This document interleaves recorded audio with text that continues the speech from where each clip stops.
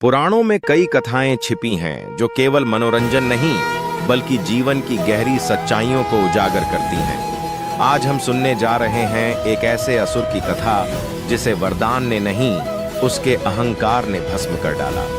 यह है भस्मासुर की कहानी। त्रेता युग के संधिकाल में जब असुरों का प्रभाव बढ़ रहा था, तब जन्म लिया एक ऐसे बालक ने जिसके नेत्रों में अग्नि थी और मन में केवल एक आकांक्षा, शक्ति। यह था भस्मासुर।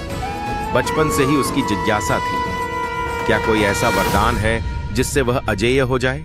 अपनी जिज्ञासा को संकल्प में बदलते हुए भस्मासुर चला हिमालय की ओर। वहां उसने प्रारंभ की कठिनतम तपस्या, न भोजन न जल, केवल शिव नाम का निरंतर जाप। वर्षों बीत गए, शरीर क्षीण हो गया, पर साधना अटूट रही। अंततः उसकी तपस्या ने फल दिया। महादेव स्वयं प्रकट हुए।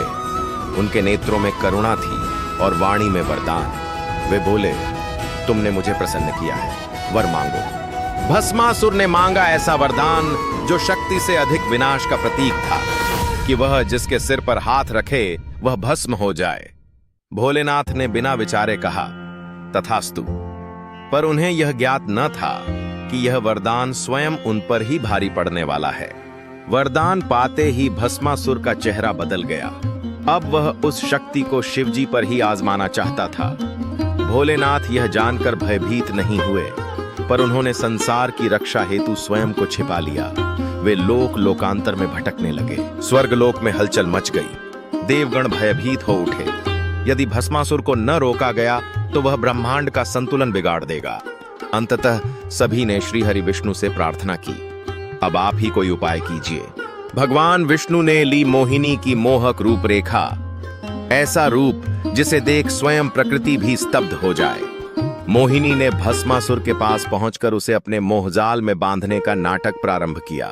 मोहिनी ने कहा, मैं केवल उसी से विवाह करूंगी जो मेरे जैसा नृत्य कर सके। भस्मासुर, जो पहले से ही अभिमान में चूर था, तैयार हो गया। मोहिनी ने नृत्य आरंभ किया। हर मुद्रा को वह दोहराता गया। अंतिम मुद्रा, सिर पर हाथ। भस्मासुर ने भी वैसा ही किया और उसी क्षण उसकी देह अग्नि में भस्म हो गई। वह अपने ही वरदान का शिकार बन गया। यही होती है अहंकार की परिणति। शिवजी पुनः प्रकट हुए। देवताओं ने श्रीहरि का आभार व्यक्त किया। शिव बोले, शक्ति बिना विवेक के शाप बन जाती है।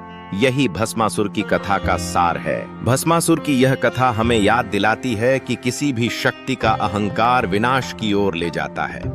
भक्ति से शक्ति मिलती है, पर उस शक्ति का प्रयोग विवेक से हो, तभी वह कल्याणकारी बनती है।